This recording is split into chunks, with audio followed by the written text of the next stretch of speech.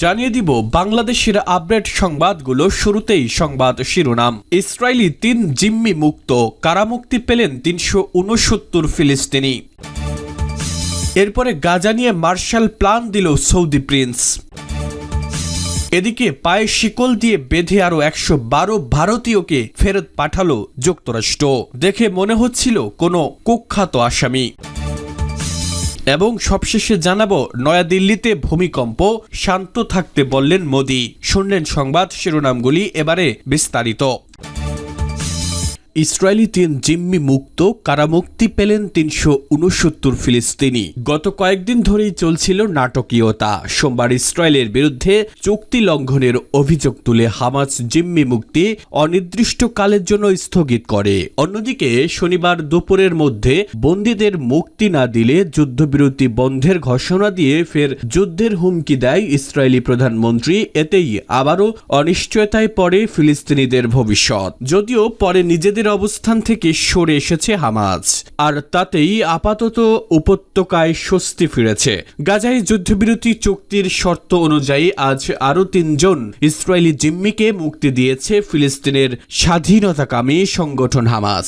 শনিবার 15 ফেব্রুয়ারি আন্তর্জাতিক সংস্থা রেড ক্রসের মাধ্যমে তাদের ইসরায়েলের হাতে তুলে দেওয়া হয়। এর বিনিময়ে ইসরায়েলের 2 কারাগার থেকে 369 ফিলিস্তিনি বন্দীকে মুক্তি দেওয়া হয়েছে। 3 ইসরায়েলি জিম্মিকে রেড ক্রসের হাতে তুলে দেওয়ার আগে আজ গাজার খান ইউনিস শহরে একটি মঞ্চের দিকে তাদের নিয়ে যেতে দেখা যায় হামাস যোদ্ধাদের। সেখানে জমায়েত হওয়া লোকজনের উদ্দেশ্যে 3 জনকে ভাষণ দিতে বলা হয়। তারা যুদ্ধবিরতি চুক্তির আওতায় বাকি জিম্মি ও বন্দি বিনিময় শেষ করার আহ্বান জানান। এরপর তাদের রেড ক্রসের সদস্যদের হাতে তুলে দেওয়া হয়। এদিকে উৎসবের আমেজ ছিল ফিলিস্তিনিদের মধ্যেও। এই ধাপে মুক্তি পেয়েছেন ইসরায়েলের কারাগারে বন্দী থাকা 369 ফিলিস্তিনি। প্রথম দফায় রামাল্লায় পৌঁছেছে কারাবন্দীদের বহনকারী একটি বাস। পরে কারামুক্ত 333 জনকে পৌঁছে দেওয়া হয় গাজা উপত্যকায়। তাদের বরণে নামে ফিলিস্তিনিদের ঢল। মুক্তি পাওয়া ফিলিস্তিনি আর আত্মীয় স্বজনদের আনন্দ অশ্রুতে তৈরি হয় আবেগঘন পরিস্থিতি। এর আগে যুদ্ধবিরতি চুক্তিতে 4 দফায় 5 স্থায়ী নাগরিক সহ 21 জিম্মিকে মুক্তি দিয়েছে হামাস। বিনিময়ে কারামুক্ত হয়েছেন 766 ফিলিস্তিনি। গাজা নিয়ে মার্শাল প্ল্যান দিল সৌদি প্রিন্স। ফিলিস্তিনের অবরুদ্ধ গাজা উপত্যকা ইসরায়েলি আগ্রাসনের কারণে ভয়াবহ ধ্বংসযজ্ঞর শিকার হয়েছে। দীর্ঘ 15 মাসের অবরোধ ও হামলার ফলে অঞ্চলটির অবকাঠামো প্রায় সম্পূর্ণভাবে বিধ্বস্ত। এমন পরিস্থিতিতে সৌদি আরবের প্রিন্স তুর্কি আল ফয়সাল গাজার পুনর্গঠনের জন্য দ্বিতীয় বিশ্বযুদ্ধের পর ইউরোপে পুনর্নির্মাণের মডেল অনুসরণের প্রস্তাব দিয়েছেন। তবে তিনি যুক্তরাষ্ট্রের গাজা দখল ও ফিলিস্তিনিদের জোরপূর্বক স্থানান্তরের পরিকল্পনা কঠোরভাবে প্রত্যাখ্যান করেছেন। তিনি বলেন, গাজা উপত্যকার জনগণকে তাদের মাতৃভূমিতেই থাকতে দিতে হবে এবং তাদের জন্য উন্নয়ন প্রকল্প গ্রহণ করতে হবে। শনিবার 15 ফেব্রুয়ারি সংবাদ আল আরাবিয়াকে দেওয়া এক সাক্ষাৎকারে প্রিন্স তুর্কি এসব কথা বলেন। ট্রাম্পের পরিকল্পনার বিরুদ্ধে কঠোর অবস্থান। মিউনিখ নিরাপত্তা সম্মেলনে দেওয়া বক্তব্যে সৌদি আরবের সাবেক গোয়েন্দা প্রধান ট্রাম্পের প্রস্তাবকে সরাসরি অকার্যকর ও অগ্রহণযোগ্য বলে মন্তব্য করেন। তিনি বলেন, আমেরিকা যদি সত্যি গাজার উন্নয়ন চায় তাহলে তারা ফিলিস্তিনিদের উচ্ছেদ না করে পুনর্গঠনের জন্য সহায়তা করুক। গাজার জনগণকে তাদের ভূমি থেকে সরিয়ে দেওয়ার কোনো অধিকার কারো নেই। আল আরাবিয়া নিউজের সংবাদ হ্যাডলি গ্যাম্বলকে দেওয়া এক সাক্ষাৎকারে তিনি বলেন, গাজা সমস্যা সমাধানের জন্য অনেক বিকল্প রয়েছে। আরব শান্তি উদ্যোগ তার মধ্যে অন্যতম।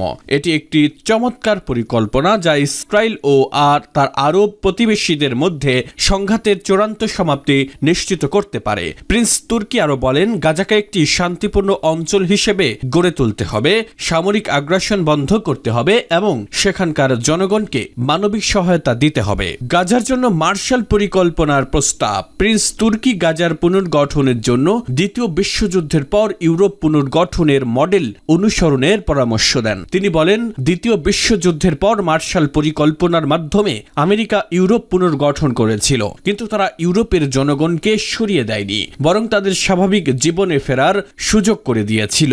একই মডেল গাজার জন্য প্রযোজ্য হতে পারে। উল্লেখ্য, মার্শাল পরিকল্পনা ছিল যুক্তরাষ্ট্রের একটি উদ্যোগ, যার মাধ্যমে দ্বিতীয় বিশ্বযুদ্ধে বিধ্বস্ত ইউরোপের দেশগুলোকে আর্থিক সহায়তা দিয়ে পুনর্গঠন করা হয়েছিল। এতে প্রায় $13 বিলিয়ন সহায়তা দেওয়া হয়, যা বর্তমান মুদ্রা মানে প্রায় $160 বিলিয়ন সমান। এর ফলে ইউরোপ দ্রুত অর্থনৈতিক ও অবকাঠামোগত উন্নয়ন করতে সক্ষম হয়। পায়ের শিকল দিয়ে বেঁধে আরও 112 ভারতীয়কে ফেরত পাঠালো যুক্তরাষ্ট্র। তৃতীয় দফায় আরও 112 জন অবৈধ ভারতীয় অভিবাসীকে ফেরত পাঠিয়েছে যুক্তরাষ্ট্র। রোববার পাঞ্জাবের অমৃতসরের শ্রী গুরু রামদাস আন্তর্জাতিক বিমানবন্দরে অভিবাসীদের নিয়ে একটি মার্কিন সামরিক বিমান অবতরণ করে। ভারতীয় সংবাদ মাধ্যম হিন্দুস্তান টাইমসের এক প্রতিবেদনে এ তথ্য জানা গেছে। সংবাদ মাধ্যমটি বলছে, যুক্তরাষ্ট্রের ফেরত পাঠানো 112 জন অভিবাসীর মধ্যে 44 জন হরিয়ানার বাসিন্দা, 33 জন গুজরাটের, 31 জন পাঞ্জাবের, 2 জন উত্তরপ্রদেশের এবং 1 জন করে হিমাচল ও উত্তরাখণ্ডের নাগরিক। এর আগে গত শনিবার রাতেও একটি মার্কিন সামরিক বিমানে 119 জন ভারতীয় অভিবাসীকে ফেরত পাঠানো হয়। তাদের মধ্যে 67 জন পাঞ্জাবের, 33 জন হরিয়ানার, 8 জন গুজরাটের, 3 জন উত্তরপ্রদেশের আর 2 জন করে গোয়া, মহারাষ্ট্র ও রাজস্থানের এবং 1 জন করে হিমাচল প্রদেশ ও জম্মু কাশ্মীরের নাগরিক। ফেরত পাঠানো এসব অভিবাসীদের কয়েকজন অভিযোগ করেছেন, ভ্রমণকালে তাদের হাতকড়া ও পায়ে শিকল পরানো হয়েছিল। অমৃতসরে পৌঁছানোর পর খোলা হয়। তবে দেশে ফেরত পাঠানো ভারতীয়দের সঙ্গে যে ধরনের আচরণ করা হয়েছে তা নিয়ে দেশটিকে তীব্র বিতর্ক তৈরি হয়েছে।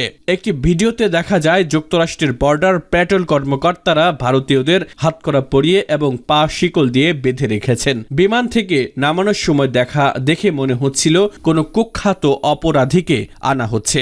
এই ঘটনার পর ভারত বিরোধীদের দলগুলো কেন্দ্রে তীব্র সমালোচনা শুরু করেছে। বিরোধীরা সমালোচনার জবাবে ভারতের পররাষ্ট্রমন্ত্রী এস জয়শঙ্কর বলেন, যুক্তরাষ্ট্রের অভিবাসন ও শুল্ক প্রয়োগকারী সংস্থা এ প্রক্রিয়া পরিচালনা করছে এবং এই সংস্থার নিয়ম অনুযায়ী নিরাপত্তার জন্য বন্দীদের হাতকড়া পরানো হয়। তবে নারী ও শিশুদের ক্ষেত্রে এই ব্যবস্থা নেওয়া হয় না।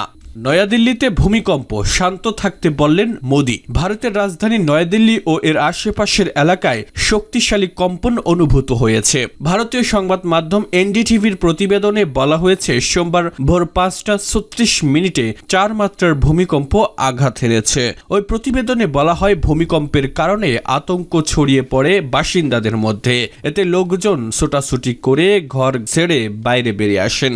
স্থানীয়দের দাবি, কম্পনের সঙ্গে সঙ্গে তীব্র শব্দ শোনা যায়। এছাড়া গত 25 বছরে দিল্লিতে এই ধরনের কম্পন অনুভূত হয়নি বলেও জানিয়েছেন তারা। দিল্লি ছাড়াও ভূমিকম্প অনুভূত হয়েছে ভারতের আগ্রা, হরিয়ানা সহ বিভিন্ন জায়গায়। এর আগে গত 11 জানুয়ারি ও 23 জানুয়ারি দিল্লিতে কম্পন অনুভূত হয়েছিল।